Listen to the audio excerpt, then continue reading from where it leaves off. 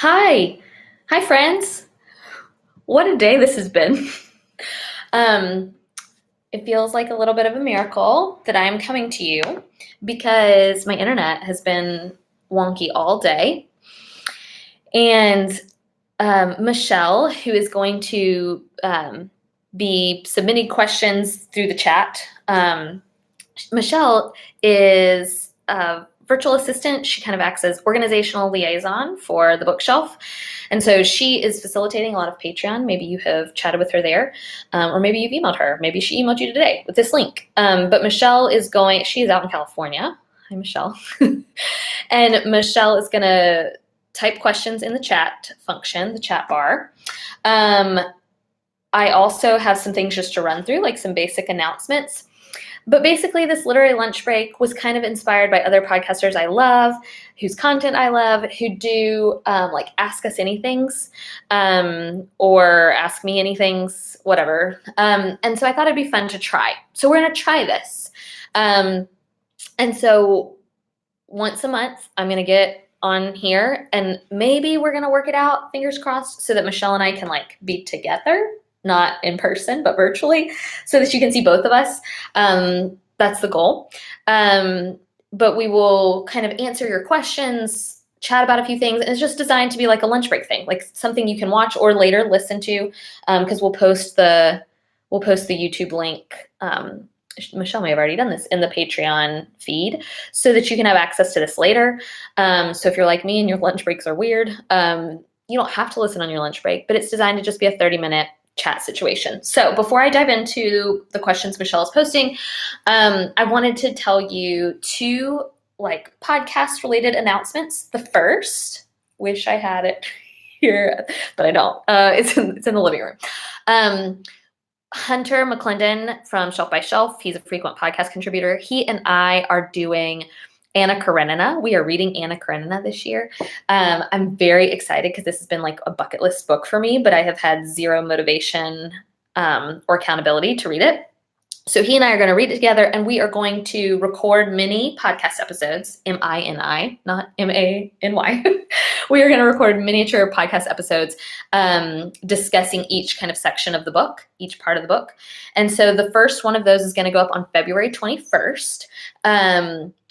It'll go up for $5 patrons, such as yourselves, and we will be reading part 1 of Anna Karenina. So if you want to read along with us, I would encourage you to do that. Maybe it's also on your bucket list, your literary bucket list. So we're reading part 1. I honestly don't remember how many pages it is. I think it's around 90 or so. And so we're going to read it, discuss it, and then in the comments of the post on Patreon, you can leave your own questions and comments and we'll address them on the next episode. So we're going to read one part at a time and kind of go through Anna Karenina that way. So I read it this morning. I didn't read the whole section that I needed to read, but I read several pages and really like it so far. I'm not far in, like 30 pages, but I really like it. So February 21st, the first Conquer a Classic episode is going to go up where we read Anna Karenina. The second thing I just wanted to share is that, speaking of Hunter, we are also doing Backless Book Club. The selection for March is March by Geraldine Brooks, obviously inspired by our Little Women hangover. And because the title, I don't know, it just felt seasonal and on theme and fun. So those are the two things. Anna Karenina, February 21st, Conquer a Classic. Backlist Book Club. We really love our alliteration. Backlist Book Club will be March 5th on the regular podcast feed. You don't have to be a patron to listen to that. Okay, so I'm in a book club and many of them don't enjoy fiction. Can you suggest a book that will convince them fiction is good? Interesting. Okay, I'm going to think about the people I know who don't read fiction. My brother doesn't read fiction. A couple of other not reader retreat attendees. Well, who am I thinking of? Shelf subscribers. They don't like fiction. Yeah, I'm going to suggest if they like nonfiction, then my guess is that they love history, politics. Like my guess is that they enjoy nonfiction. I'm sensing If this was your question and you want to type in the chat, feel free. Also, if you have a question you haven't submitted, you don't have to send it to Michelle. You can just type it in the chat. And this can cover books, small business, life in the South, like the themes of our podcast. So whatever your questions are, you can ask me about my country fusion line dancing class. I would love to talk about it. For my brother and for people like my brother who don't enjoy fiction, typically what that means is they do like reading, but they don't enjoy nonfiction. But they don't enjoy fiction. So my brother loves Wendell Berry. I have recommended to him Marilyn Robinson. Basically, this is going to sound bad, but like quiet, slower moving books with a lot of depth, because I'm assuming that if your friends in your book club don't like fiction, then they are reading nonfiction. And so I think it would be great to recommend kind of historical fiction, maybe books like that have tie-ins to the books that they like in nonfiction. So if they like social justice nonfiction, like for example, Just Mercy, maybe that's something your book club really liked. Well, then maybe try Americana. So I'm just trying to think, if they don't like fiction, that I'm going to assume they like nonfiction.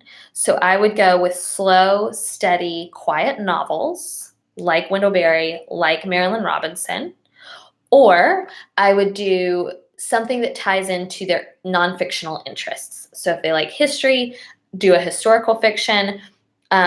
If they love, like I'm thinking if they love courtroom dramas, like if they like courtroom, like true crime, then there are lots of good fiction titles. Like Defending Jacob is a really fun book club book because so many things happen there. Miracle Creek is a good book club book. And so taking their nonfiction interests and applying them to fiction, that's what I would suggest. So slow, steady, quiet, fiction like Wendell Berry, Marilyn Robinson, almost classic, like Wallace Stegner kind of stuff, and then tying into their non-fictional interests with fiction. That's my suggestion. None of my friends are readers, and I want to be in a book club or have reader friends. Any suggestions? Yes, absolutely. Here's the thing. I think the common suggestion right now would be, we'll start a virtual book club. How fun. And look, no shade. I think that would be fun. But I'm a big proponent of in-person relationships. And I think as great as the internet is, and boy, is it great, I love it. I think part of what's so great about a book club is the conversations you get to have. And I think those are really crucial conversations to have in person. So when I lived in Tallahassee, Florida, I had just graduated college. I had no friends, post-college, post-grad life. I think it would be great I think what we did, sorry, I got distracted by the chat. Hi, Jillian. We were the lucky ones. It's also really good. So when I was in Tallahassee, didn't have any friends, had just graduated college, was living that post-grad life. But I did have one girl my age who worked I worked for a nonprofit organization, and she worked for the PR firm that we utilized. So she and I kind of went on a friend date. It was super awkward, but also delightful. She's still one of my good friends today. And we decided, let's start a book club. And she invited 5 of her friends, and I invited 4 or 5 of my acquaintances, because remember, I didn't have friends. And ultimately that book club struggled at first. Like the original group that met, that was not at all the group that wound up loving that book club, but it got us off the ground. So I think if none of your friends are readers, I still think you could start a book club even with non-readers if they're interested. So I'd wonder if you had asked, if you haven't asked them, maybe ask them and talk to them about, hey, do you not read because there's not time? Or do you not read because it's not an interest? Those are different things, because if there's a book club, that would provide incentive for them. Okay. I would also suggest, as a bookstore owner, going to your local bookstore, going to your local library. Both of those places probably already have book clubs that meet in your area. And if you have a bookstore like The Bookshelf, and I hope that you do, we know our customers pretty well. So if a new person comes to town and wants, hi, Kimberly. Kimberly's my in real life friend. If you have somebody who knows you. Like we have customers who come in and they're like, hey, I want to join a book club. And we all know not all book clubs are created equal, and not all book clubs fit every person. So we know our customers pretty well, and we can tell them, hey, you should join Book Babes, or you should join Rosy Readers. So I think go to your local bookstore, go to your local library, and see what book clubs they have available. Don't be afraid to seek outside your regular friend group, and also use the internet as a starting point. So I'm going to use a fun in real life example. One of my dearest best friends lives in Nashville. She and I were in book club together in Tallahassee, but now she lives in Nashville, and she was desperate for a book club. And I was like, hold up, I bet I can help with this. So I like put out an all call on Instagram and said, if you are local to Nashville and you want to join a book club, let me know and I'll put you in touch with my friend Rachel. And now they have a book club. I think they've met for 6 months or a year. But if you are savvy on the internet, post an Instagram story and see who's local to you. Because again, I think virtual book clubs are fine, but I really think the beauty of a book club is in-person meetings and conversations. And so anyway, that would be my suggestion is go to your local bookstore, local library, reach out to in-person friends or acquaintances you know, even the ones you think aren't readers. Sometimes a book club appeals even to a non-reader. And use the internet to like find your people in your local area. That's my suggestion. Okay. These are great suggestions. Before we were yours, yes, something they could follow up with nonfiction research. Absolutely. Going back to the person who didn't have fictional reader friends, I think that's so important. We have so many customers who go on deep dives after reading like Fiona Davis's books or something like that because she's super well researched and uses real historical landmarks. So I think anything that can get your nonfiction friends into that research mode, because that's probably what they enjoy. Okay. Kimberly, if Jo March was taking a pie to a potluck pie party, such things do exist. Yes, they do. What pie would she take? No, not asking what pie you would take since we know you hate pie. I do hate pie. I hate it so much, except pizza pie. I don't like pie. I don't like warmed fruit. What are we doing? If Jo March was taking a pie to a potluck pie party, I personally think that she would take mincemeat pie. Here's the reason for that. Jo is unconventional. She strikes me as someone that needs her protein. Maybe it's because I'm biased, because I am Jo. But she needs some meat. She wants to do something different. She knows everybody's bringing fruit pies, so she would bring a mincemeat pie. That's the final answer. You're welcome. That's a great question. If I were to include Thomasville on a bookstore road trip in the South, what other bookstores should be included in my itinerary?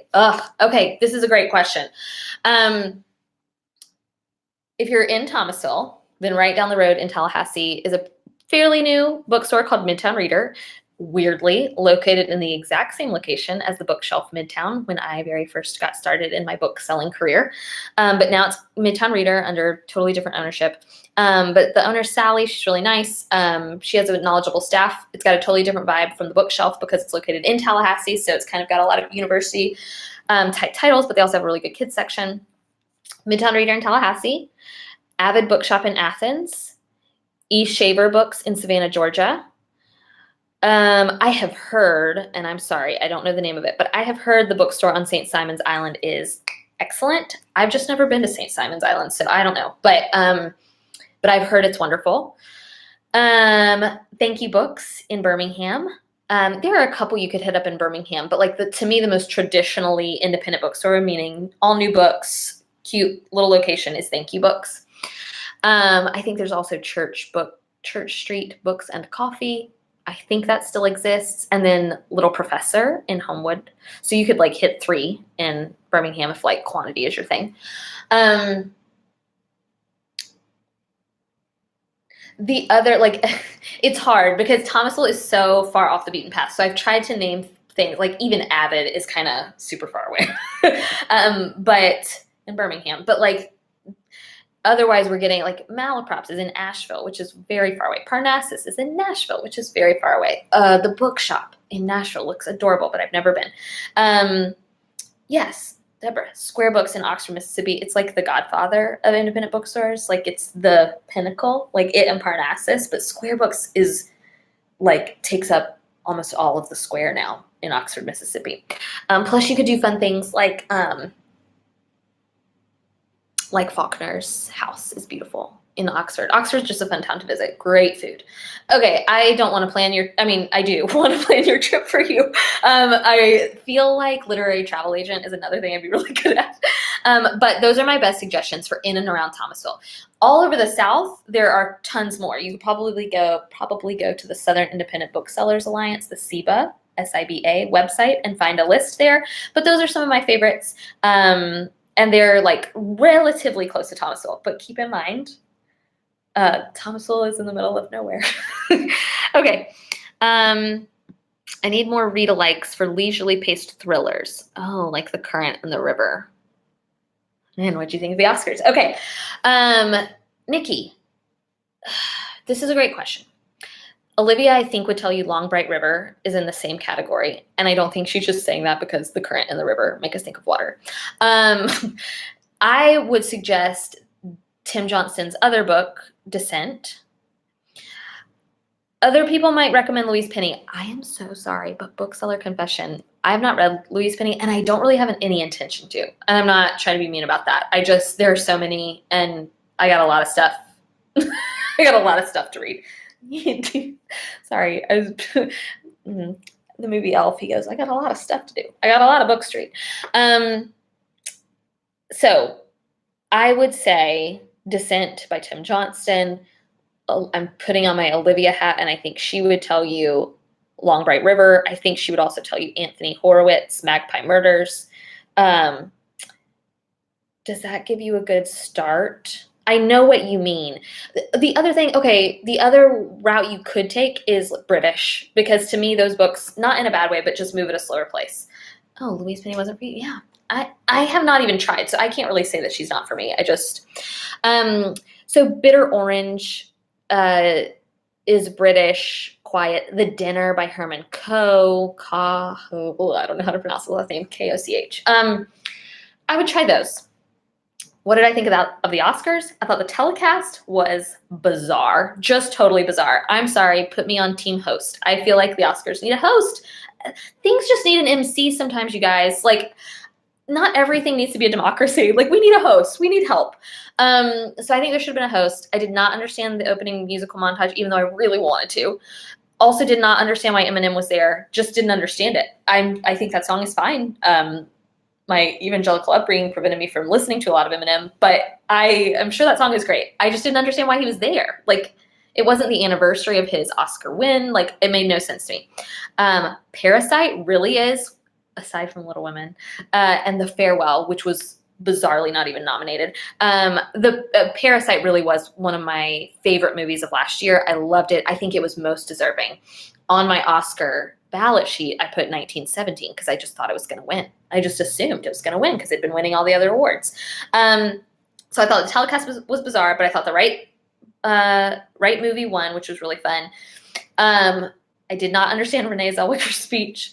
Joaquin Phoenix's speech was a roller coaster ride. Like, 1 minute I was like, oh yeah, preach, that's a good word. And the next, because like, yeah, and then he was talking about cows and milk, and I was like, I'm sorry, I'm out.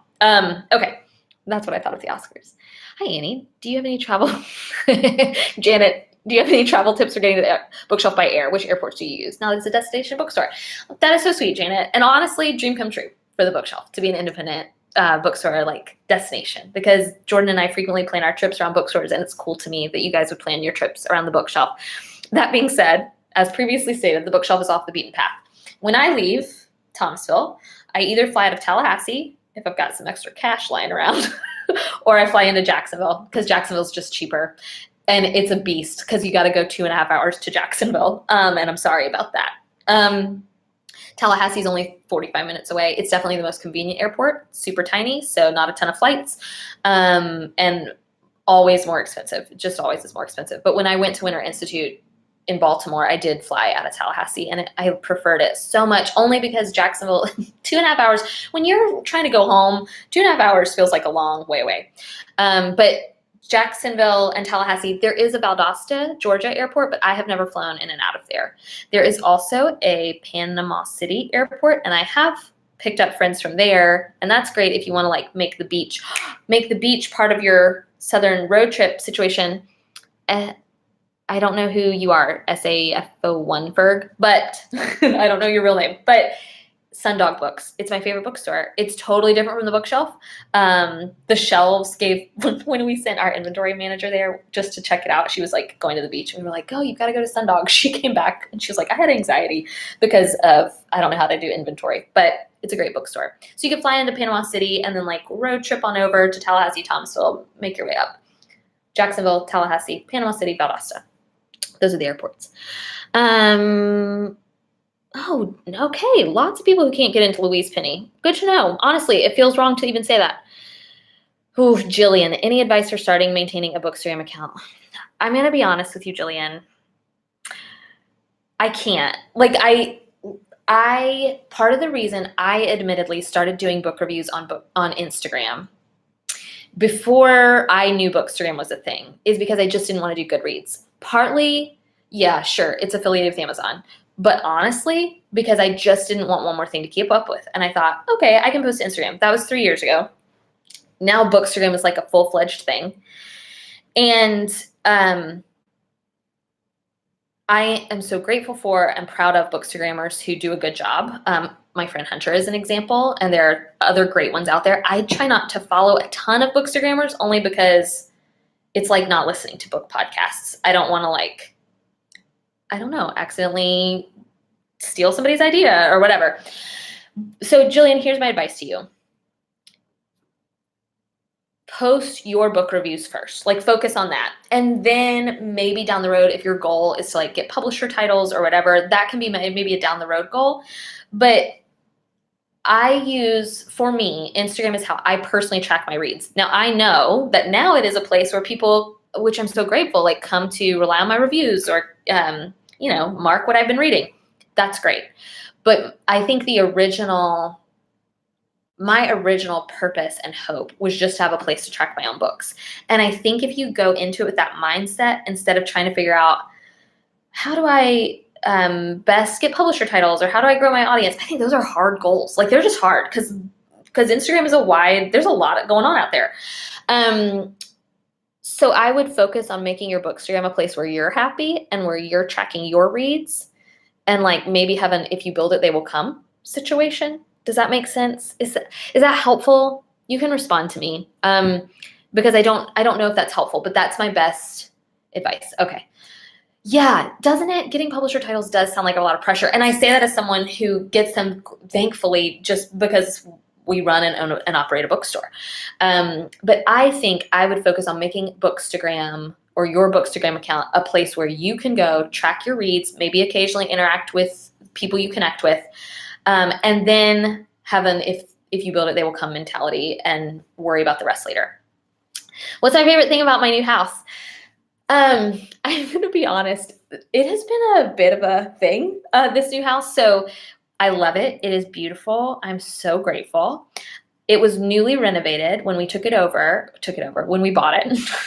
And we were the only people to have lived in it post-renovation. So our air conditioner was blowing out hot air. One day we woke up to sludge in all of our bathtubs, like sewage. And none of the electrical outlets worked, and there was no dryer vent. None of these things did a home inspector catch. I have questions.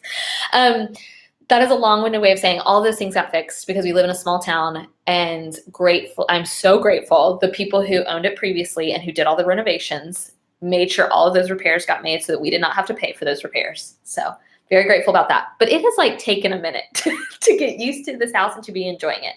I love all the light and all the windows. You can't see it, but we have a pool. And a pool was never on my radar. I really didn't want a pool. I did not grow up with a pool. It sounds like a lot of work. But this is a saltwater pool, and I can't believe we have one. And it's 75 degrees here today, so I cannot wait to use it this summer. I think it will be a game changer. I love to swim, but I'm super intimidated by swimming at the Y. So I think the light and the windows and the pool are my favorite things so far. Yes, you could fly into Atlanta. That is true. It's just such a big airport, and that's a longer drive. I would choose Jacksonville over Atlanta any day. Did your jaw drop at my pool or at all of my home angst? There's so much. home inspections are a racket. Thanks. We got back like a stellar, home inspection report. And then the day we moved in, when there wasn't a dryer vent, it was like, that feels like something that should be caught in a home inspection. Okay. Oh, yes, all of the eggs. It was so much. So everybody's been asking, like, how are you enjoying your new house? And I do love it. I'm so grateful. I also should confess that we moved. You already know this. We moved. We moved at Christmas, and then my busy season is October through December, and honestly, all the time. But October through December is super busy, and December is almost. It's so good, but it's really hard. If I'm being honest, December's just hard. And then my husband works for the legislature. And so like the Florida legislature. And so they meet January and February. So January, February, and part of March. So it's been it wasn't like the best time to move. I'm glad we got done and moved before Jordan has had to spend so much time at work, but it's just been a weird little season. And I just keep telling myself this too shall pass. In a good way. I don't want to wish things away, but I do need to tell myself that this stressful stuff is going to end eventually. Today, I woke up to no internet. and then Michelle, who has helped me organize all of this, so internet didn't work. So I decided to go to Country Fusion at 11 because I was like, oh, I can endorphin myself out of this rage. And then I got out of Country Fusion and I had a message from Michelle like, hey, how's this literary lunch break going to work? And I was like, oh no, and I don't have internet. And so internet came back up and running. But it's just been, every day is kind of a angsty adventure right now. Can I still walk to work? I can. It is longer. I say long. It is longer. We are about a 2-minute drive from our old house. I could walk. I think it would make most sense to bike or drive. If I lived in a more temperate environment, I think I could walk. But like today, it is February 12th, and I would not have walked to work today because I would have been a complete sweaty, disgusting, frizzy-haired mess. So I can walk to work. I think what we will mostly do is I will not walk to work anymore, but I will still, when we want to go out to dinner downtown in Thomasville, we can still walk to dinner and like have a leisurely walk. But if I'm trying to truck it with like my backpack and my laptop on, I don't think it's going to be worth it. We do live right near a park, like right across from a park. So that is delightful. I think that part is going to be really fun. Okay, we've got 3 minutes. Any more questions, guys? Anything on your mind? Reader retreat is coming up March 20th through 22nd. We are so excited. I am literally designing t-shirts today and getting those printed. And the author, for those of you who don't know, unless you're coming to the retreat, I guess you wouldn't know. The author is Carrie Winfrey, who wrote Waiting for Tom Hanks. I am pumped. On Friday night, we'll have our porch dinner, and I will talk to her about her work and her process and being an author. And then on Saturday night, she'll be a guest on the podcast. We're going to do a live podcast. And it'll be me, Hunter, and Carrie talking about rom-coms. And I am stoked. I know, Carrie Winfrey. I am so excited. So she is our guest for the March retreat. I'm still finalizing guests for the June retreat. I've got one author, but I think based on who this author is, I'd like one more. We'll see. And then I've got a dream author for our September retreat, but we have to pick dates for September before I can reach out to the author. So anyway, very excited. It looks like Janet, Deborah, you guys are coming to the retreat. The retreats, when we did a talk, like our end of year staff meeting, staff dinner, which we actually had in January this year, I asked everybody what their favorite memories were from 2019 and what was their like favorite thing the bookshelf did in 2019. And every staffer present named Reader Retreat. So I would love to see these retreats become part of our regular business model.